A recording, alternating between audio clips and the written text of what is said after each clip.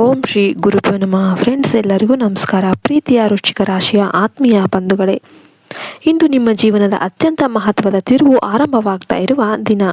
ಇಷ್ಟು ದಿನಗಳು ಮೌನವಾಗಿ ಸಹಿಸಿಕೊಂಡ ನೋವು, ಒಳಗೆ ಉರಿದ ಕೋಪ, ಯಾರಿಗೂ ಹೇಳಲಾಗದ ವೇದನೆ, ಆಲ್ ದಿಸ್ ಫೇಸ್ ಇಂದಿನಿಂದ ನಿಧಾನವಾಗಿ ಮುಕ್ತಾಯದ ಕಡೆಗೆ ಸಾಗ್ತಾ ಇದೆ. ಪಾಪದ ಲೆಕ್ಕ ಪೂರ್ಣವಾಗಿದೆ. ವಿಧಿಯ ತೀರ್ಪು ಈಗ ಕಾರ್ಯರೂಪಕ್ಕೆ ಬರ್ತಾ ಇದೆ. ನಿಮ್ಮ ವಿರುದ್ಧ ಕುತಂತ್ರ ರೂಪಿಸಿದವರು, ನಿಮ್ಮ ದುರ್ಬಲಕ್ಷಣಗಳನ್ನು ಉಪಯೋಗಿಸಿಕೊಂಡಿದ್ದವರು, ನಿಮ್ಮ ಸಹನೆಯನ್ನು ಅಸಡ್ಡೆ ಮಾಡಿದವರು, ಅವರ ಅಂತ್ಯ ಅಧ್ಯಾಯದ ಕಾಲ ಈಗ ಆರಂಭ ಆಗ್ತಾ ಇದೆ. ಆದರೆ ಈ ಬದಲಾವಣೆಯ ಹೊಸ್ತಿಲಲ್ಲಿ ನೀವು ಒಂದು ಸಣ್ಣ ತಪ್ಪು ಮಾಡಿದರೂ ಕೂಡ ಅದು ದೊಡ್ಡ ಗೊಂದಲಕ್ಕೆ ಕಾರಣ ಆಗಬಹುದು. ಆದ್ದರಿಂದ ಈ ಮಾತುಗಳನ್ನು ಸಂಪೂರ್ಣ ಗಮನವಿಟ್ಟು ಕೇಳಬೇಕು. ವೃಶ್ಚಿಕ ರಾಶಿಯವರ ಜೀವನ ಕಳೆದ ಕೆಲವು ವರ್ಷಗಳಿಂದ ಸುಲಭವಾಗಿರಲಿಲ್ಲ. ಹೊರಗೆ ಬಲಿಷ್ಠನಂತೆ ಕಾಣಿಸಿಕೊಂಡರೂ ಕೂಡ ಒಳಗೆ ನೀವು ಎಷ್ಟೋ ಬಾರಿ ಕುಸಿದಿದ್ದೀರಿ. ನಂಬಿಕೆ ಇಟ್ಟು ಕೈಕೊಟ್ಟ ಸಂಬಂಧಗಳು, ಪ್ರಾಮಾಣಿಕವಾಗಿ ದುಡಿದು ಫಲವಿಲ್ಲದ ಪ್ರಯತ್ನಗಳು, ಹಣಕಾಸಿನ ಒತ್ತಡ, ಮಾನಸಿಕ ಯುದ್ಧ ಇವೆಲ್ಲವೂ ನಿಮ್ಮನ್ನು ಮೌನವಾಗಿ ಹಿಂಸಿಸಿವೆ. ನೀವು ಯಾರಿಗೂ ಕೆಟ್ಟದ್ದನ್ನು ಬಯಸದೆ ನಿಮ್ಮ ದಾರಿಯಲ್ಲಿ ಸಾಗಿದ್ರೂ ಕೆಲವರು ನಿಮ್ಮ ನೆರಳಿನಲ್ಲೇ ನಿಂತು ನಿಮ್ಮ ಕಾಲನ್ನು ಎಳೆಯಲು ಯತ್ನಿಸ್ತಾ ಇದ್ದಾರೆ. ಆದರೆ ನೆನಪಿಡಿ, ವೃಶ್ಚಿಕ ರಾಶಿಯ ಶಕ್ತಿ ಹೊರಗೆ ಅಲ್ಲ, ಒಳಗೆ ಇದೆ. ಈಗ ಗ್ರಹಗತಿಯ ಬದಲಾವಣೆಯಿಂದ ಆ ಒಳಶಕ್ತಿ ಜಾಗೃತವಾಗ್ತಾ ಇದೆ. ಶನಿ ಮತ್ತು ಮಂಗಳರ ಪ್ರಭಾವ ನಿಮ್ಮ ಜೀವನದಲ್ಲಿ ಕಠೋರ ಆದರೆ ನ್ಯಾಯಸಮ್ಮತ ಬದಲಾವಣೆಗಳನ್ನು ತರ್ತಾ ಇದೆ. ಇದು ನಿಮ್ಮನ್ನು ಕುಗ್ಗಿಸಲು ಅಲ್ಲ, ಗಟ್ಟಿಗೊಳಿಸಲು. ಮೊದಲನೆಯ ದೊಡ್ಡ ಬದಲಾವಣೆ ಏನು ಅಂತಂದರೆ, ನಿಮ್ಮ ಜೀವನದಲ್ಲಿನ ಹಳೆಯ ವಿಷಕಾರಿ ಅಧ್ಯಯನಗಳು ಮುಚ್ಚಿಕೊಳ್ತಾ ಇವೆ.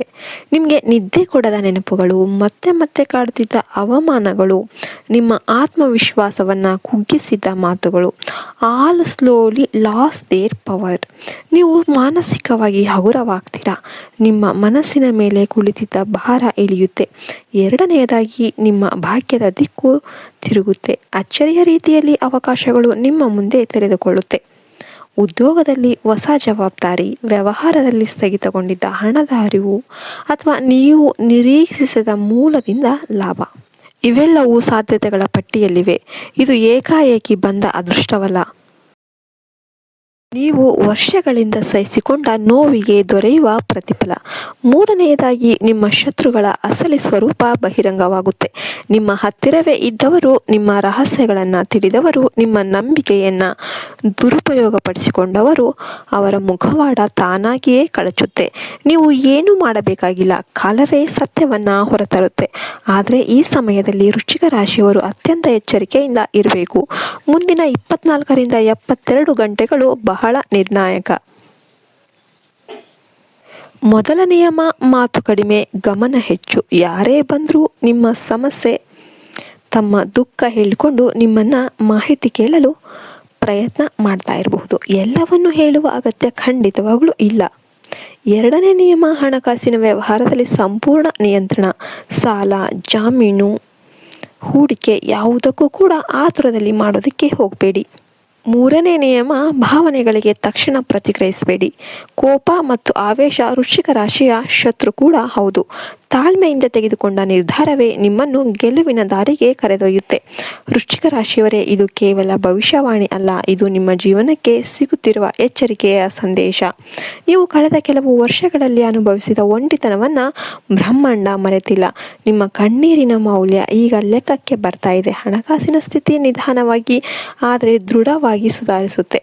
ಕುಟುಂಬದಲ್ಲಿ ಬಿರುಕು ತಂದಿದ್ದ ವಿಷಯಗಳು ಮಾತುಕತೆಯಿಂದ ಸರಿಯಾಗುವ ಸೂಚನೆ ಇದೆ. ಆರೋಗ್ಯದ ವಿಷಯದಲ್ಲಿ ನಿರ್ಲಕ್ಷ್ಯ ಮಾಡೋದಕ್ಕೆ ಹೋಗಬೇಡಿ, ಆದರೆ ದೊಡ್ಡ ಆತಂಕದ ಅಗತ್ಯವೂ ಇಲ್ಲ. ನಿಮ್ಮ ಒಳಶಕ್ತಿ ಮತ್ತೆ ನಿಮ್ಮನ್ನು ಎಬ್ಬಿಸುತ್ತದೆ. ಸಮಾಜದಲ್ಲಿ ನಿಮ್ಮ ಬಗ್ಗೆ ಇದ್ದ ತಪ್ಪು ಕಲ್ಪನೆಗಳು ಕರಗುತ್ತೆ. ನಿಮ್ಮ ಕೆಲಸವೇ ನಿಮ್ಮ ಉತ್ತರವಾಗುತ್ತೆ. ಈ ಸಂಧಿಕಾಲದಲ್ಲಿ ಮಂಗಳ ಮತ್ತು ಶಿವನ ಸ್ಮರಣೆ ನಿಮಗೆ ಅಪಾರ ಶಕ್ತಿಯನ್ನು ನೀಡುತ್ತೆ. ಕೊನೆಗೆ ಒಂದು ಸರಳ ಆದರೆ ಪರಿಣಾಮಕಾರಿ ಪರಿಹಾರ. ಮಂಗಳವಾರ ಅಥವಾ ಶನಿವಾರ ಒಂದು ಹಿಡಿ ಕೆಂಪು ಮಸೂರನ್ನು ಬಲಗೈಯಲ್ಲಿ ಹಿಡಿದು ನಿಮ್ಮ ತಲೆಯ ಸುತ್ತ 7 ಬಾರಿ ನಿಧಾನವಾಗಿ ಸುತ್ತಿಸಿ. ಈ ಕೆಂಪು ಬೇಳೆಯಿಂದ ನೀವು 7 ಬಾರಿ ನಿಧಾನವಾಗಿ ಸುತ್ತಿಸಿದ ನಂತರ ಮನಸ್ಸಿನಲ್ಲಿ ಹೇಳಿಕೊಳ್ಳಿ, ನನ್ನ ಜೀವನದ ನಕಾರಾತ್ಮಕತೆ ದೂರವಾಗಲಿ, ಶತ್ರುಗಳ ದುಷ್ಟ ಭಾವ ನಾಶವಾಗಲಿ, ನನಗೆ ಧೈರ್ಯ ಮತ್ತು ಸ್ಥಿರತೆ ದೊರಕಲಿ ಎಂದು ಪ್ರಾರ್ಥಿಸಿ. ನಂತರ ಅದನ್ನು ಯಾರೂ ತುಳಿಯದ ಜಾಗದಲ್ಲಿ ಹಾಕಿ. ಈ ಕ್ರಮ ನಿಮ್ಮ